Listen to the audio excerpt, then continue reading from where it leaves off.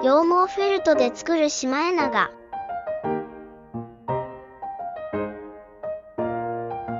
薄く広げた羊毛に糊を塗り、乾燥させて、シート状にしたら、